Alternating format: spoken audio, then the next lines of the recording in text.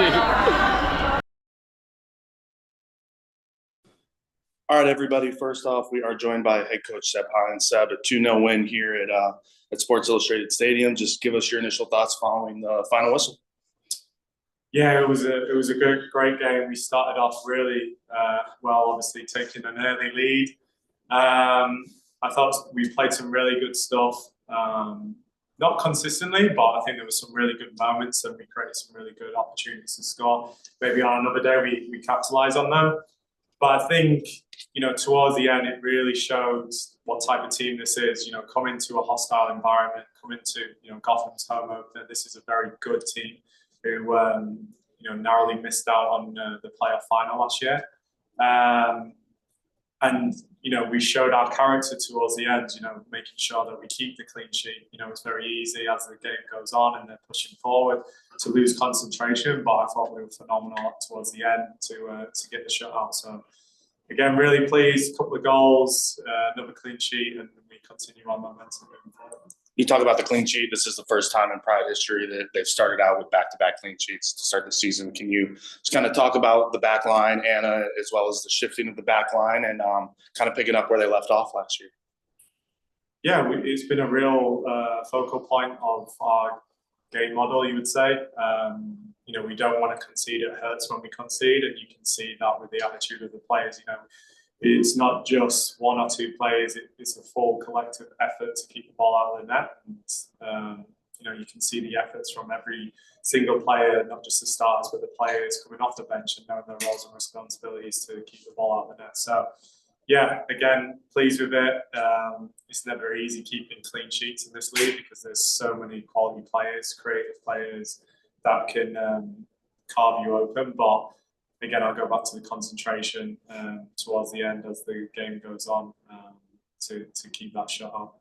And we'll go ahead and go to the Zoom. Go ahead, Austin. Thanks, Lucas. Seb, just for your perspective, getting that goal in that first minute, how big was that just to kind of settle the nerves, get everyone into a groove, and be able to play with a lead on the road? Just how big of a momentum shift is that for you? Yeah, I mean, we talk about all the time, can we get that first goal in the game? So we always want to start fast, whether we're at home or away, regardless of the opponent we're playing against. That first goal is really important to us, and to get it within 1 minute of the game was really rewarding. And I think, like you said, it kind of put our nerves at rest, I guess. Like I said, it's always a difficult environment coming here. I think we've only got one win back in 2021. And so we've always left this stadium disappointed and knowing that we could give more or get a better result. And I think today epitomizes the attitude of the players. We spoke about last week being a statement win. I thought today was a statement win, against a good Gotham side. Austin, keep going if you have a couple more. Cool. Kind of touched on the defense, but 47 clearances between the entire team, including about 20 from the back line. Just the cohesiveness, depending on whoever's in. I mean, you subbed in out Hoffa at halftime, brought in Corey. There's no real drop off from that. Just how proud are you of the way this team has started, considering, as you said before, just the shutouts and but the cohesiveness of there's no drop off between the players coming in and out. Yeah, and it shows, the versatility within the group. Also, it's disappointing for Raph because she was building good momentum, getting good minutes. It's just a precaution. We don't want her to have any sort of setbacks either. So we're not taking any risks with her. But the transition is seamless with bringing Carrie on, and obviously shifts back to a more natural position at centre back. Kylie shifts across. And it's only Carrie Abello that keeps a position, but also even towards the end to put in Zara and going into a back five just to cover those spaces up a little bit more as Gotham were pushing forwards. We had full belief in Zara to come in and do a job for the team, and she showed that. So again, whoever goes into that back line, they know their roles and responsibilities. They'll do whatever it takes to keep the ball in the net, and you've seen that. Multiple times of last year, and we want to continue that going into this year as well. kind of speaking of Zara, just getting her first game under her belt. Um, how has she been just adapting to the professional game, and what have you seen from her in training that has kind of led to this moment for her? Well, she played a lot of minutes during preseason, and obviously the league is very different. It's higher risk, bigger rewards, a lot more competitive. So just buying her time, finding the right moment to put her in. We felt today was a good time to put her in towards the end as Gotham are delivering more balls into the box, so playing a little bit more direct. But she's shown her quality, and it's always great to get that first appearance as a first-year pro. So yeah, she's got that out of the way, and she has to just continue to develop and grow and learn with some really good players alongside her. Awesome. I'm good. All good. Great. Thank you, Seb. Cheers. All right. Next up, we are joined by goalkeeper Anna Moorhouse. Anna, 2-0 win tonight. Just give us your thoughts when that final whistle went off. Yeah, we were towards the end of the game under a little bit of pressure. Gotham are a good side, and they put the pressure on us in those last few minutes. So it was a bit of a relief when the final whistle blew. But just so happy that they're winning the clean sheet. You talk about the clean sheet. This is the first time in Pride history that they've started off with back-to-back clean sheets to start the season. Can you just kind of talk about the back line and maybe how it transitions throughout the game, but the comfortability that you have with everyone that steps in there?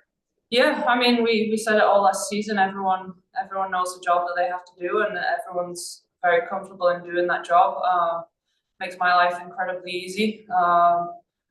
The back line are incredible at keeping chances to a minimum and keeping threatening chances to a minimum. And it's really, really enjoyable to be a part of, to be honest. So yeah, I love playing in front of, behind Em and Kylie. Yeah, it's just a dream for me. Great. And we'll go ahead and go to the Zoom. Austin. Anna, just kind of sticking on the defensive topic, 49 clearances from your team today, 33 from just the defenders in front of you. Just what was kind of the game plan coming into the game about kind of negating a lot of what Gotham was trying to do? Yeah, I think the game plan was more just playing our game. I think we did that for the most part. Towards the end of the game, I think they really cranked up the pressure on us as a back line. We went to a back five. Zara came in and made it first start and did incredibly well to deal with the pressure in that environment on a first game. So yeah, I think most of those clearances came in that last 20 minutes, but we dealt with the pressure. And we that's just what we do. It's not the game plan to do that, but sometimes the game needs you to do it. So we just do it. We dig in. We backs to the wall, and yeah, we just fight for everything.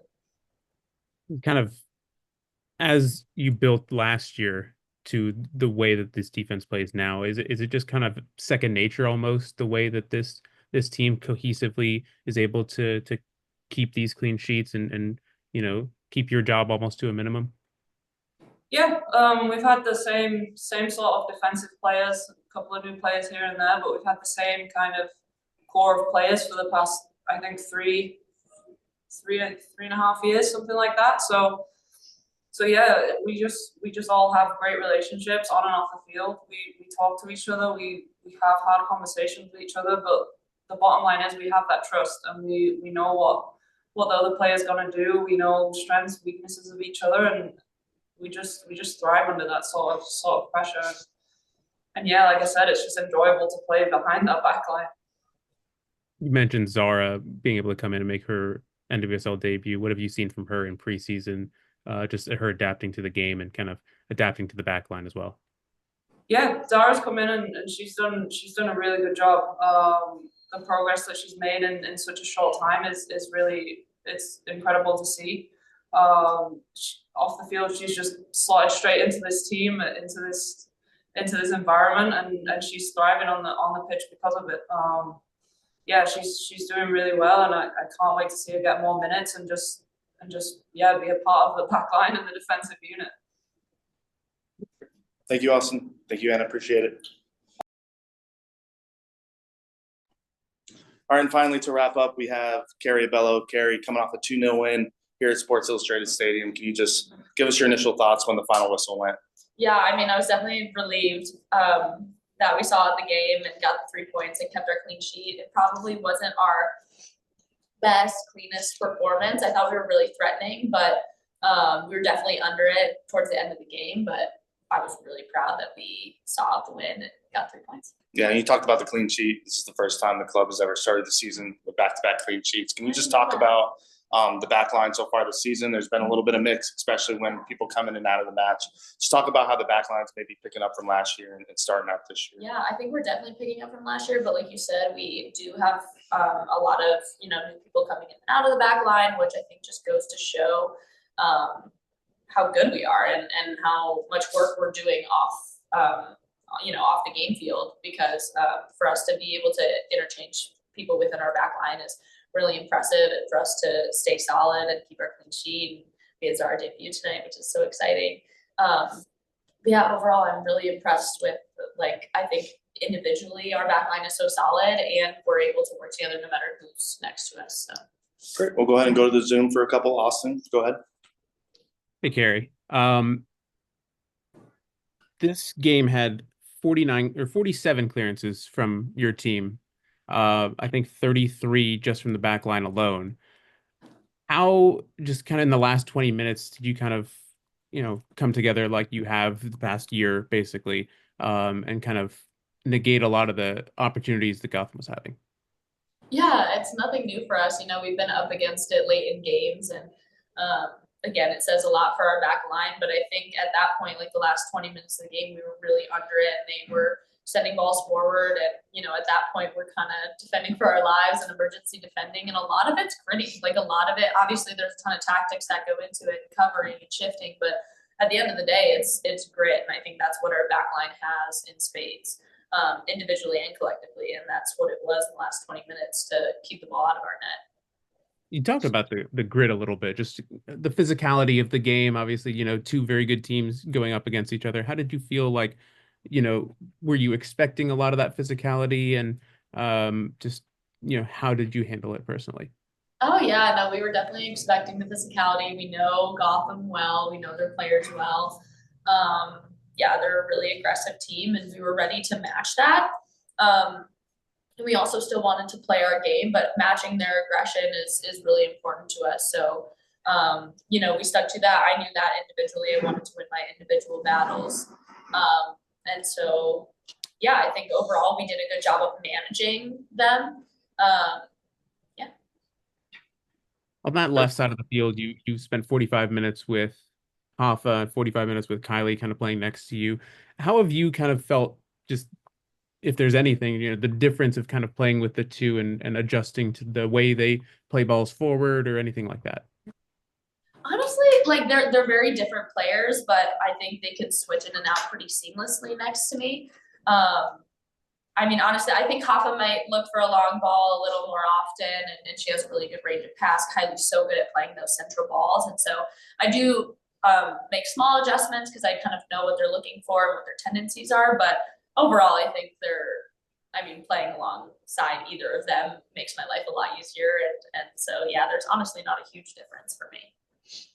I guess that kind of leads into the bigger question of the entire team. It feels like everybody knows where everyone's going to be regardless of where they're playing. Towards the end of the first half, Hoffa was playing up top for a little bit of time, and you're just kind of shifting constantly. The work that has been put in over the last couple of years, even to maintain that into this year, just how have you felt that has improved now heading into 2025? Yeah, I think it's something we're constantly working on. We were all last season, and we'll continue to this season, and that's really driven by our coaching staff. They want us to be versatile and play different positions, interchange a lot. We're always doing that, in games and practice. They really drill that into us. And so I think that's something we'll continue to, grow throughout this season too. Great. Thank you, Bello. Congrats on the win. Thanks.